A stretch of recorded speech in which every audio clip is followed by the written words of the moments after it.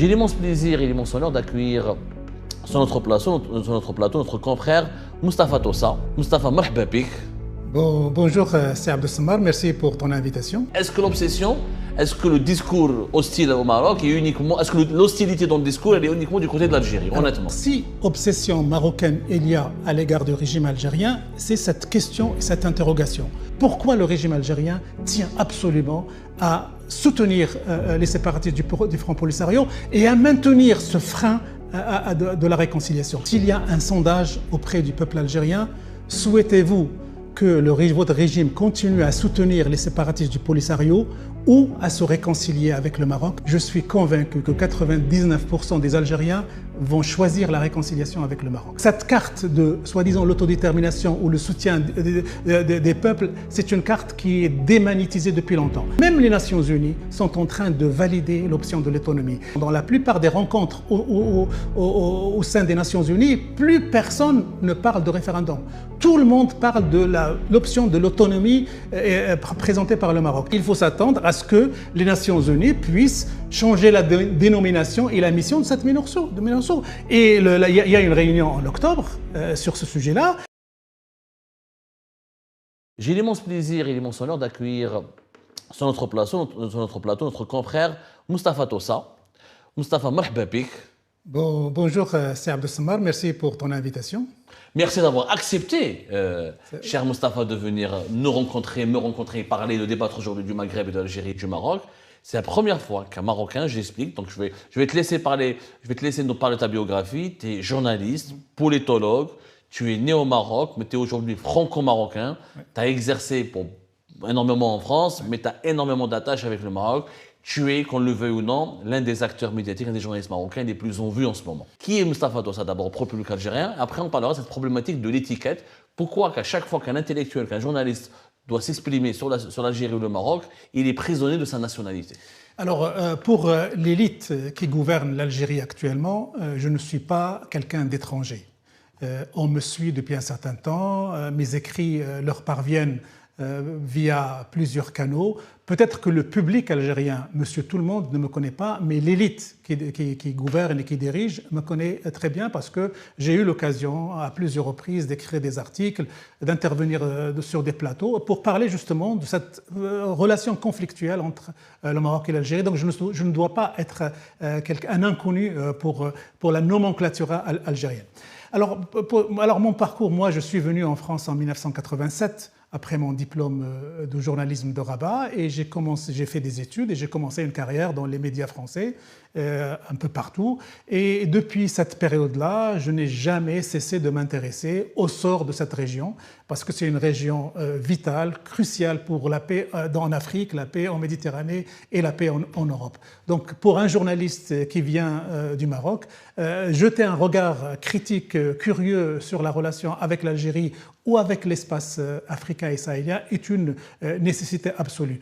Donc ça fait des années que je suis cette relation, ça fait des années que j'essaie un petit peu de comprendre pourquoi il y a cette fixation à la limite du morbide du régime algérien contre le Maroc, pourquoi il y a ce blocage terrible qui fait qu'il n'y a aucune possibilité pour le moment de réconciliation entre les deux pays. Pourquoi, au lieu que les choses avancent de manière positive et elles reculent, on est parti de la fermeture des frontières jusqu'à la fermeture de l'espace aérien, jusqu'à la rupture des relations diplomatiques. Donc il y a de quoi interpeller n'importe quel journaliste, encore plus quand il est originaire du Maroc. Donc voilà, c'est un sujet que je suis... Qu'il soit originaire de l'Algérie aussi. Qu'il soit originaire de l'Algérie. Alors justement, Moustapha, tu commences très bien le débat. Du côté marocain, on a l'impression qu'il y a une obsession anti-marocaine en Algérie, qu'il y a une fixation morbide. Or, du côté algérien, on fait le même reproche. Alors, quand on prend ce qui se dit dans les médias marocains sur l'Algérie, il y a beaucoup de titres qui sont présentés, considérés par le public algérien comme anti-algériens. Le matin du Sahara, etc. Quand on parle de l'Algérie, généralement, dans les médias marocains, on n'est pas très tendre. Est-ce qu'il n'y a pas aussi, on reproche souvent au régime algérien un engagement, comme tu viens de le qualifier, de morbide, d'obsessionnel envers le Maroc, mais est-ce qu'il n'y a pas aussi un engagement obsessionnel du côté marocain contre l'Algérie et qui serait à l'origine aussi de la dégradation des relations entre les deux pays? Est-ce que l'obsession, Est-ce que le discours hostile au Maroc est uniquement... Est-ce que l'hostilité dans le discours, elle est uniquement du côté de l'Algérie, honnêtement? Alors, si obsession marocaine il y a à l'égard du régime algérien, c'est cette question et cette interrogation. Pourquoi, contre vent et marée, contre toute logique politique et diplomatique, le régime algérien continue de supporter un mouvement séparatiste dont le but final est la partition du Maroc? Donc les Marocains ne comprennent pas ça. L'opinion marocaine ne comprend pas ça. L'élite marocaine ne comprend pas ça. Le gouvernement marocain ne comprend pas ça. Pour les Marocains, le régime algérien, je ne parle même pas de l'Algérie parce qu'on viendra plus tard sur un point important, le régime algérien est verrouillé sur ce soutien incompréhensible à l'égard de ce mouvement séparatiste, alors qu'on sait qu'il y a... Tu parles du Front Polisario pour la question du Sahara occidental. Alors qu'on sait qu'il y a une dynamique internationale qui a été lancée depuis des années et qui fait que de moins en moins il y a des soutiens et des reconnaissances à l'égard de ce Front Polisario, de moins en moins il y a une chance minime d'avoir un sixième État au Maghreb. Pourquoi le régime algérien tient absolument à soutenir les séparatistes du Front Polisario et à maintenir ce frein de la réconciliation? Si obsession marocaine il y a, c'est autour de cette interrogation. Alors justement, autour de cette interrogation, on va évoquer les faits, les uns et les autres, les uns après les autres, et avoir des réponses de ta part, toi qui connais très bien à la fois l'establishment marocain et l'opinion publique marocaine et les élites marocaines. Du côté, qu'est-ce que tu as à répondre à celles et ceux qui disent « mais l'Algérie soutient un principe » qui est l'autodétermination pour un peuple qui serait le peuple sahraoui, et que l'ONU n'a pas encore reconnu la marocanité du Sahara occidental. Oui. Il y a effectivement des avancées diplomatiques au niveau de certaines grandes puissances qui reconnaissent la souveraineté du Maroc sur le Sahara occidental, mais au niveau de l'ONU, c'est toujours un territoire qui fait l'objet d'un processus de décolonisation. Qu'est-ce que tu réponds aux Algériens et aux Algériens qui te disent « ça n'a rien contre le Maroc, c'est juste par principe, il y a un peuple opprimé qui mérite d'avoir son avis s'il veut l'indépendance, oui ou pas ». Qu'est-ce qu'on peut répondre à cela? Alors, d'abord, il y a une hypothèse qu'on peut imaginer si demain il y a un référendum en Algérie. Ne parlons pas de référendum, parlons uniquement de sondage. S'il y a un sondage auprès du peuple algérien, souhaitez-vous que votre régime continue à soutenir les séparatistes du Polisario ou à se réconcilier avec le Maroc? Je suis convaincu que 99% des Algériens vont choisir la réconciliation avec le Maroc. Donc cette carte de, soi-disant, l'autodétermination ou le soutien des peuples, c'est une carte qui est démagnétisée depuis longtemps. La preuve, même les Nations Unies sont en train de valider l'option de l'autonomie. Quand vous avez C'est-à-dire en train, parce que jusqu'à preuve du contraire, justement, Moustapha Doussa, oui, l'ONU demande un référendum d'autodétermination au Sahara occidental depuis 1991. Ils sont en train. Alors pourquoi le régime... Est-ce que ce référendum n'est plus d'actualité? Est-ce que le Conseil de sécurité de l'ONU, pour le moment, il n'a pas encore reconnu la marocanité du Sahara occidental? Si, d'accord, oui ou pas? Mais dans la plupart des résolutions, dans la plupart des rencontres au sein des Nations Unies, plus personne ne parle de référendum. Tout le monde parle de l'option de l'autonomie présentée par le Maroc. Alors la question qui est posée au régime algérien, et ça c'est vraiment le régime algérien, comment ça se fait que deux anciennes puissances coloniales, que sont la France et l'Espagne, reconnaissent la marocanité du Sahara, qu'une grande puissance comme les États-Unis reconnaît la marocanité du Sahara, que l'ensemble des pays arabes, qu'une grande partie des pays africains, dont le Kenya récemment, reconnaît? Pourquoi êtes-vous sourds? Pourquoi êtes-vous indifférent à cette dynamique internationale?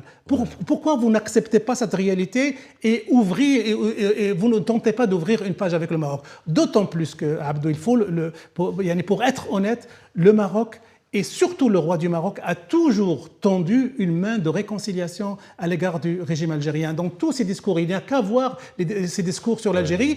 Le roi du Maroc a dit: je tends la main de la réconciliation. Je suis prêt à rencontrer Abdelmajid Tebboune quand il veut pour discuter et parler de nos divergences. Donc c'est quelque chose d'extrêmement positif. On viendra sur la main tendue, la politique de la main tendue et comment elle est perçue par l'Algérie. Mais il y a une question aussi fondamentale dans le dossier du Sahara occidental que beaucoup d'Algériens se la posent, qu'ils soient liés au régime et pas liés au régime. Qu'est-ce que tu as à répondre, Moustapha, quand on te dit, mais si le Maroc s'est convaincu que la population du Sahara occidental veut être marocaine, et elle ne veut pas d'un pays indépendant. Alors pourquoi ne pas faire ce foutu référendum sous l'égide de l'ONU et on entend parler que la population sahraoui fasse son choix? C'est-à-dire les Algériens et les Algériens ont du mal à comprendre pourquoi ce référendum n'arrive pas à avoir lieu si toute la population, comme tu le dis, là-bas, comme le disent nos amis marocains, comme le disent les autorités marocaines. Tout le monde est pro-marocain dans la région. Ils ne se sentent pas sahraouis, ils se sentent d'abord marocains. Alors, faisons le référendum et laissons-les dire cela. Alors, l'histoire du référendum a été, comme je l'ai dit tout à l'heure, démagnétisée à partir du moment où il y avait des obstacles structurels à sa tenue. À un moment donné, on ne sait plus qui a le droit de voter ou pas. Le corps électoral est impossible. Et d'ailleurs, dans vos émissions aussi et dans d'autres, on n'arrête pas de dire que ceux qui étaient aptes à voter pour être avec le Maroc ou pas le Maroc, la plupart sont décédés. Donc les réfugiés de camp de Tindouf ne représentent pas ce corps électoral légitime pour donner... Alors, qui serait légitime? Est-ce que ce sont les Marocains qui se sont installés au Sahara occidental après 1975 ou ceux qui ont fui le Sahara occidental en 1975? Comment déterminer la légitimité de tel ou de tel Sahara? Qui est Sahraoui finalement? Qu'est-ce que c'est qu'être Sahraoui aujourd'hui? Mais Abdou, moi, je ne veux même pas rentrer dans ce débat puisqu'il n'est plus question de faire du référendum. Donc cette idée de référendum, il faut que le régime algérien s'adapte, accepte qu'il n'est plus une carte à jouer pour régler ce conflit. Ce conflit est en train d'être réglé à travers l'option de l'autonomie. Est-ce que le régime algérien va monter dans ce train international qui valide l'option de l'autonomie ou pas? C'est la question qui se pose. Alors, c'est une très bonne question. Justement, mais Mustapha, donc pour toi, selon toi, aujourd'hui, la communauté internationale est en train de dépasser le stade du référendum de la question du Sahara occidental. L'idée même du référendum... Le Maroc aurait gagné selon toi. Regarde, l'idée même du référendum a été définitivement enterrée. On ne parle aujourd'hui, même aux Nations Unies, d'ailleurs, il n'a qu'à voir... Alors pourquoi la MINURSO est toujours sur place? La MINURSO qui je rappelle, a pour mission de veiller sur l'accord de paix de 91 et de... organiser éventuellement un référendum. Donc, pour cela, il faut, à la lumière de ces performances diplomatiques marocaines à l'international, il faut s'attendre à ce que les Nations Unies puissent changer la dénomination et la mission de cette MINURSO. Et il y a une réunion en octobre sur ce sujet-là, et tout le monde s'attend à ce que les outils que les Nations Unies avaient mis à la disposition de ce conflit puissent être adaptés aux nouvelles réalités politiques et diplomatiques. Une chose est sûre, il n'y aura plus de référendum. Il n'y a que l'autonomie, qu'on l'accepte ou qu'on ne l'accepte pas. Alors justement, on parle d'autonomie. Quand on parle d'autonomie, Mustapha, est-ce que tu peux nous l'expliquer? Qu'est-ce que c'est? Et pourquoi c'est pas appliqué sur le terrain? Parce qu'il y a des Algériennes et des Algériens, notamment moi, j'ai discuté avec des sources algériennes, je discute avec des dirigeants algériens, ils me disent Abdou, les Marocains nous trompent, c'est des menteurs, ils parlent d'autonomie, ils ne l'appliquent même pas. Officiellement aujourd'hui, le Sahara, il est considéré au Maroc comme les provinces du Sud. Oui, mais quand... Il n'y a pas d'autonomie. Aujourd'hui, c'est une annexion, c'est le territoire, il est marocain à 100%. Voilà, il est géré comme une province, comme une partie intégrante du territoire. Oui, mais je pourrais te répondre d'un autre côté qu'on ne peut pas demander de la part des régimes algériens un référendum pour savoir si les Sahraouis voulaient être marocains ou sahraouis, alors qu'on leur a déjà créé une république sahraoui qui a des ambassadeurs, des ministres, des gouvernements. Donc ça c'est à la limite, c'est des jeux de diplomatie politicienne qu'on peut évoquer. L'option de l'autonomie, elle va être réalisée, exécutée à l'issue de ce processus. Et c'est quoi l'autonomie? L'autonomie, c'est que les Sahraouis dans cette région puissent avoir leur propre parlement, leurs propres représentants, leur propre gouvernement local dans le cadre de la souveraineté marocaine. Et quand cette option de l'autonomie a été présentée par le Maroc, c'est dans le cadre d'une décentralisation régionale. Chaque région aura sa propre autonomie administrative. Le Maroc, et d'ailleurs le feu Hassan II avait déjà été célèbre par une phrase: laissez-moi le timbre et le drapeau, tout le reste est négociable. Tout le reste, et savoir l'autonomie politique. Donc on en est là. Mais sur le terrain, elle n'est pas appliquée. Elle va être appliquée. Mais pour le moment, la partie du Sahara où il y a les gens votent, les gens vivent, les gens investissent, les gens mènent leur vie tranquillement. D'ailleurs, il n'y a qu'à voir le développement économique de cette région qui est extrêmement important et immense à constater. L'option de l'autonomie, quand elle va être réalisée, ce sera un schéma politico-administratif. Que faire des Sahraouis qui seraient contre? Qu'est-ce qu'on va faire d'eux? Ça, de ces Sahraouis qui se récantent, qui ne veulent pas et qui vont rester attachés à leurs principes de l'indépendance, rien que l'indépendance. On en fait quoi? Voilà, moi je rajoute à ta question, cher Abdou, que faire des Sahraouis qui seraient contre et que faire des milices armées qui seraient contre et qui resteraient sur le territoire algérien. Et là, ça devient un problème sécuritaire algérien. Vous avez créé, alimenté, abrité, financé pendant des décennies ces milices armées. C'est votre responsabilité de leur trouver une solution et une issue. Donc ce n'est pas au Maroc de régler cette question, ça va être un défi sécuritaire majeur pour le régime algérien. Et je crois qu'une des raisons qui fait que le régime algérien s'entête à ne pas, comme je l'ai dit tout à l'heure, monter dans le train de l'autonomie, c'est qu'il ne sait pas encore comment gérer l'après-option de l'autonomie, l'après-clôture de ce dossier. Parce que l'après, il va y avoir des défis sécuritaires extrêmement importants. Nous sommes en 2025. Dans tes prévisions, si d'ici 2030, le Conseil de sécurité de l'ONU n'apporte pas un règlement définitif à cette question, et l'autonomie ne sera pas reconnue, quel serait le visage du Maghreb? Parce que là, nous sommes en 2025. L'autonomie, on en parle depuis 2007, c'est ça? Depuis quelle année on parle de 2007, ça a été proposé par le Maroc 2007. On est aujourd'hui, pratiquement, dans 2 ans, on fera 20 ans. Mais le Conseil de sécurité de l'ONU n'a encore rien validé. Qu'est-ce qui va se passer d'ici 2030? Oui, mais Abdou, moi, je n'irai pas jusqu'à 2030.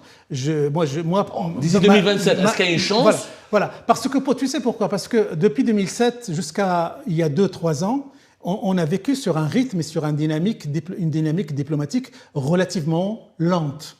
Depuis 2-3 ans, il y a une accélération dans ce dossier avec la reconnaissance américaine, la clarification des pays européens. Il y a une accélération telle que ça autorise l'espoir que ce conflit soit réglé dans l'année ou les 2 années à venir. Même s'il y a encore des obstacles, par exemple la Cour de justice de l'Union européenne qui refuse, qui remet en cause les accords de pêche dans les eaux territoriales du Sahara occidental. Il y a encore, ici en France, la gauche française. La gauche française, elle dit qu'il ne fallait pas reconnaître la Marocaine du Sahara occidental. Il y a encore des mouvements politiques européens qui pourraient arriver au pouvoir, qui ne sont pas encore favorable à 100%, en tout cas, à la vision marocaine. Est-ce qu'on est conscient de cela? D'abord, pour que la gauche française arrive au pouvoir prochainement, c'est pas sûr. C'est pas sûr et c'est loin d'être le cas. Non, moi je crois qu'une fois le droit international, incarné par les Nations Unies, choisit uniquement l'option de l'autonomie comme seule solution valable pour ce conflit, tout le reste tombera. Et quand est-ce qu'il pourra faire ce choix alors il ne l'a pas fait encore? Dans les prochains mois à venir. C'est une dynamique qui est lancée. C'est une dynamique qui est lancée et il ne peut plus faire marche arrière. Il ne peut plus marcher. À partir du moment où il faut savoir et lire que personne ne parle du référendum, que personne ne parle de l'indépendance d'un quelconque État au Maghreb, que personne n'envisage même pas dans ses cauchemars un 6e État au Maghreb. Alors que voulez-vous qu'il y ait comme solution, à part la solution que présente le Maroc, à savoir l'autonomie? Donc tout le monde converge vers la validation de cette autonomie, sauf pour le moment le régime algérien. Et c'est la question que se pose. Il y a d'autres pays aussi, l'Afrique du Sud, Cuba, avec moins d'enthousiasme, et moins d'implication. Et quand tu me dis tout à l'heure l'obsession L'Union marocaine, africaine reconnaît toujours le Polisario, reconnaît toujours la race. Oui, mais jusqu'à preuve du contraire. L'Union africaine, vu son efficacité et vu ce qu'elle apporte dans le dialogue et la conversation internationale, n'apporte pas grand-chose. Donc elle est discréditée. Mais cette Union africaine, justement, alors un des défis majeurs de la diplomatie marocaine, et là moi je l'ai écrit à plusieurs reprises, c'est qu'elle puisse travailler pour convaincre les gens qui ont encore de la sympathie ou de l'empathie vers le Polisario au sein de l'Union africaine pour les convaincre de les expulser de cette union. Ils n'ont plus leur place dans cette union. Pour le moment, cet objectif n'est pas atteint. Pour le moment, l'Union africaine reconnaît et que c'est un problème aussi. Mais il va... Pas pour le Maroc, c'est pas un problème pour l'Algérie. Pour l'Algérie, c'est un indicateur que la solution au sein de la communauté internationale, il y a encore des acteurs qui sont attachés à l'indépendance de ce territoire. Mais je peux rassurer aussi bien les Marocains que les Algériens que cet objectif sera atteint. Ça prendra combien de temps, combien de semaines, combien de mois, mais on est dans une dynamique de convaincre l'Union africaine qu'elle n'est pas dans son intérêt de conserver une république. Donc je note que du côté marocain, selon toi Moustapha, il y a un enthousiasme national. Il n'y a aucun moment les Marocains ou les autorités marocaines ne doutent, ne se disent ça va pas marcher à un moment donné. Regarde. Il va falloir organiser un référendum. Il n'y a pas de doute. Ils sont sûrs qu'ils finiront par triompher, que l'option d'autonomie, que la souveraineté du Maroc sera tôt ou tard reconnue par le Conseil de sécurité. Il n'y a pas un doute, il n'y a aucun doute. C'est Abdo. Honnêtement. J'ai l'impression, j'ai l'habitude d'utiliser une formule pour résumer cette situation. Pour le Maroc, l'affaire du Sahara est une affaire sacrée, existentielle. Pour l'Algérie, c'est un dossier chez le renseignement militaire algérien. Et il est devenu sacré avec l'époque Tebboune quand même. Hein. À l'époque Tebboune, depuis l'arrivée de Tebboune en Algérie, c'est devenu sacré. On en parle tout le temps. C'est devenu une constance de la politique étrangère de l'Algérie d'ailleurs. L'Algérie, elle a été une constance depuis l'indépendance du pays, mais là, elle a été mise sur le même pied d'égalité que la question palestinienne. Sauf, mais c'est une erreur politique. Et je dis ça pourquoi? Parce que toi, Abdou Samar, tu connais des Algériens, tu fréquentes les Algériens, même si tu es en France. Est-ce que pour eux, le Polisario est quelque chose d'existentiel? Est-ce qu'ils s'endorment le soir en pensant que le Polisario doit avoir son État indépendant? Les Algériens, moi je les fréquente aussi à Paris, ils n'en ont rien à cirer, excusez-moi l'expression, du Polisario. Donc pourquoi, pour ce régime algérien, maintenir ce soutien contre vent et marée rien que pour emmerder le Maroc, affaiblir le Maroc et tenter de créer des tensions. Est-ce que le Sahara occidental est le seul problème entre les deux pays, honnêtement, Mustafa? Oui, c'est le problème cardinal.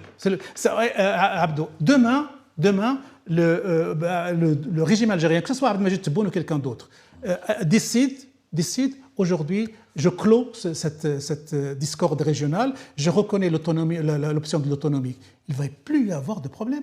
On va se réconcilier, on va lancer des projets économiques communs, on va ouvrir les frontières. C'est-à-dire que la solution est du côté de l'Algérie. C'est l'Algérie qui est pour l'autonomie, le problème sera réglé. Tout est réglé. Et en plus, cette région-là sera paradisiaque. Tu sais pourquoi? Parce qu'il y a une telle richesse, une telle complémentarité économique entre ces pays-là, qu'on pourrait transformer cette région en paradis. Il n'y aura plus personne qui va rêver de venir en Europe. Force est de constater, mon cher Mustafa, qu'à Alger, la vision est complètement différente. Je vous remercie toutes et tous, sans exception, comme d'habitude, pour avoir suivi la vidéo jusqu'à la fin et toutes nos vidéos. Je vous remercie pour vos commentaires et pour vos réactions. N'oubliez pas de nous laisser des commentaires sur le sujet de cette vidéo et aussi de vous abonner à la chaîne si vous n'êtes pas encore abonné. Donc voilà, je vous remercie encore pour votre soutien à la chaîne, pour vos abonnements et pour toutes vos réactions et pour vos commentaires très diversifiés. Et j'espère pouvoir toujours être à la hauteur de vos expectations. Donc voilà, merci encore une fois et à la prochaine dans une nouvelle vidéo. Au revoir.